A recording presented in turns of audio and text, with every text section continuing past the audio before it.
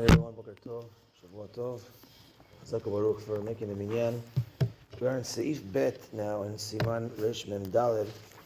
Continue to talk about a non-Jew building or doing for you on Shabbat. So you were introduced to a stringency when it comes to, let's say, a non-Jew building something for you that is litzorech mechubar, for the necessity of something that's attached to the ground. So let's say a person's house. So if a non-Jew is let's say, he has in his shop certain types of stones, or that's going to be now, or certain types of beams that's going to be placed into your house, and it's so that's attached to your house. It's going to be attached to your house. So that's done on Shabbat. It's more stringent because this is something that's going to last. There's something that's attached to your house that's going to last, and it could trace back to, this was made on Shabbat for you. So then that's problematic. Now, ways out of it though is if it wasn't known. Number one, if it's not going to be known that it was made on Shabbat for you. Number two is certainly this is all with you don't tell the Jew to do it for you on Shabbat, and that it's bekablanut, that you tell the non-Jew to do the job for you in general, and he happens on his own to do it on Shabbat. That's ways of making things more kind of lenient.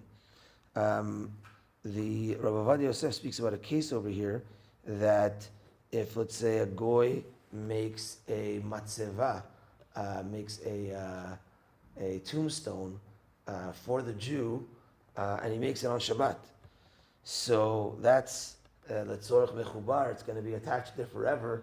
So it's you got to make sure that he doesn't do it. That if he did it on Shabbat, that it's not known that he did it on Shabbat, and that you didn't tell him to, and that he did it bekablanut, and then it could work out.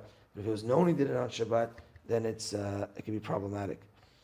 Another thing the Chaf HaChaim adds here is if, let's say, the item that this non-Jew made on Shabbat is something that the Jew could have switched. It didn't have his name on it. It wasn't particular for him. So the Jew could have said, no, I didn't want that color. I didn't want that one. You could switch it.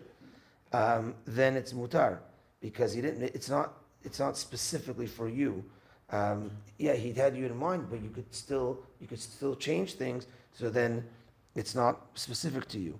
Or let's say the non-Jew makes these things, and if he makes it on Shabbat, but he could sell it as well. So it's not, again, specific for you. You could sell it to others too. So that makes things even more lenient.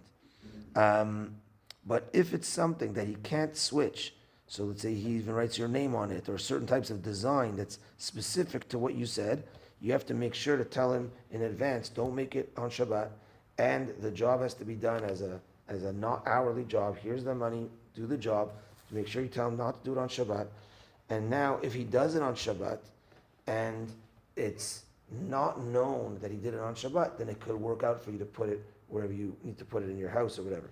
But if it was known that it was done on Shabbat, then that's where you run into problems.